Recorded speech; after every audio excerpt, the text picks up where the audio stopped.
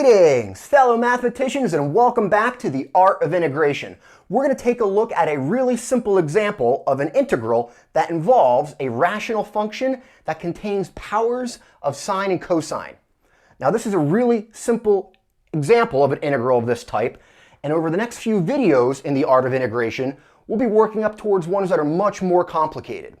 We're going to use this example to motivate and introduce this technique or trick. Now, it's a basic substitution, but it requires a little bit of creativity to come to it, which is the whole art of integrating here. Now, you might be tempted to try a substitution of the form sine or cosine of x, but the lack of other factors will make that difficult.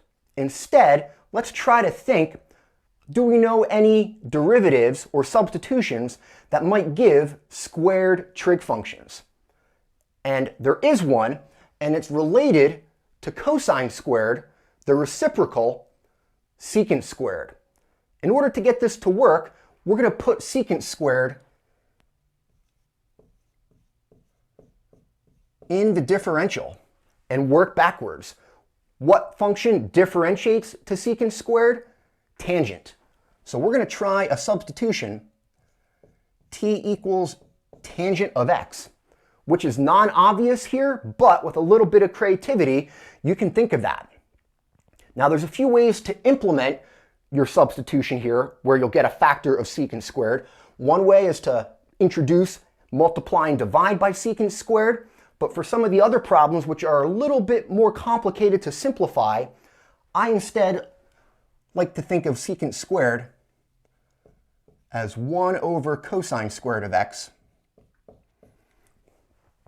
And we're going to multiply by 1, one of my favorite tricks, where 1 in the form of 1 over cosine squared divided by 1 over cosine squared. And again, that's going to make simplifying the more complicated ones go a little bit faster, in my opinion. So let's multiply by 1. We're going to take our original integral,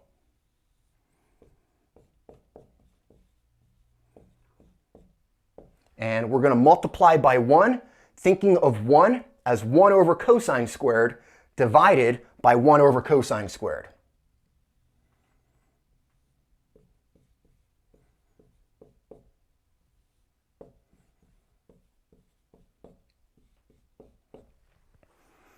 All right, and we're going to treat each of those factors of 1 over cosine squared in the numerator and denominator there, where we multiplied by 1, a little bit differently. The 1 over cosine squared in the numerator, we're going to strip that off and use that for the differential. The 1 over cosine squared in the denominator, we're going to distribute that in. All right, so let's go through the algebraic simplification. We're going to get the integral. And if you go ahead and distribute that into the denominator, you'll get 1 over cosine squared times 1. We're going to write that as secant squared. Distribute 1 over cosine squared to cosine squared. That cancels to 1. And the 1 over cosine squared in the numerator, we're just stripping that off next to dx.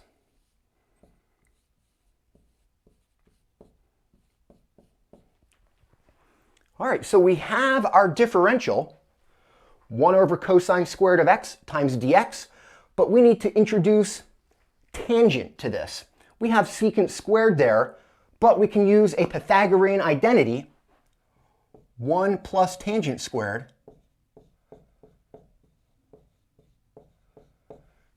equals secant squared. So we're going to replace secant squared with 1 plus tangent squared, and we get the integral here of 1 divided by tangent squared of x plus 1, so that's plus 2.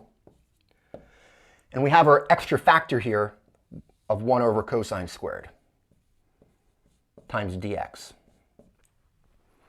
And now we can implement our substitution, which is t equals tangent of x.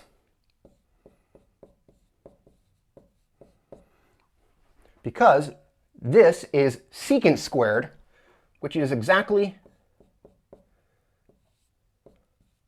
what we want for our differential. So this very easily converts to now an integral in terms of t. The tangent squared here, that's going to convert to t squared. So we get the integral of 1 divided by t squared plus 2. And then, while this looks complicated, that's just going to be dt. And it's worth pausing for a second to mention that this substitution takes your rational function involving powers of sine and cosine and converts it to a normal, simple, rational function here of t, which we can integrate. Some of the more difficult ones might involve a partial fraction decomposition, but this one comes down to a basic integration formula, which you might know. The formula that we'll be using is the integral of 1 divided by x squared plus a squared, where we integrate with respect to x. That comes out to an inverse tangent, and the factor in the denominator there of a squared, that term, you actually get a 1 over a factor in your antiderivative times inverse tangent of x over a. Hopefully you're familiar with that integration formula. If not, check out a video I have linked down in the description where we go through the proof of that. You'll definitely want to know that integral formula to continue to the harder problems. All right, so here the only thing we need to be aware of is we have t squared plus 2. 2 is not a perfect square, but we can cheat. We're going to think of 2 as square root of 2 squared. So the value of a that we'll be using in the formula there, we're going to be using a as square root of 2. So at this point, we just have to plug that in to our integration formula here, and we get as our antiderivative 1 over a, 1 over square root of 2, times inverse tangent of not x, but our variable of integration here, which is t. So we get inverse tangent of t over square root of 2.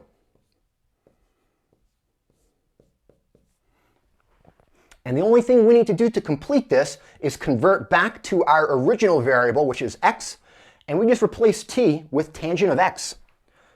So we get our antiderivative 1 over square root of 2 times inverse tangent of tangent of x divided by square root of 2. And there we go.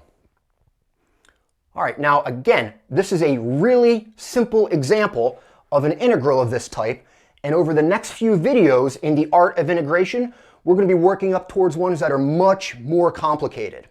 So definitely check those out in a little bit. Hope you enjoyed the content.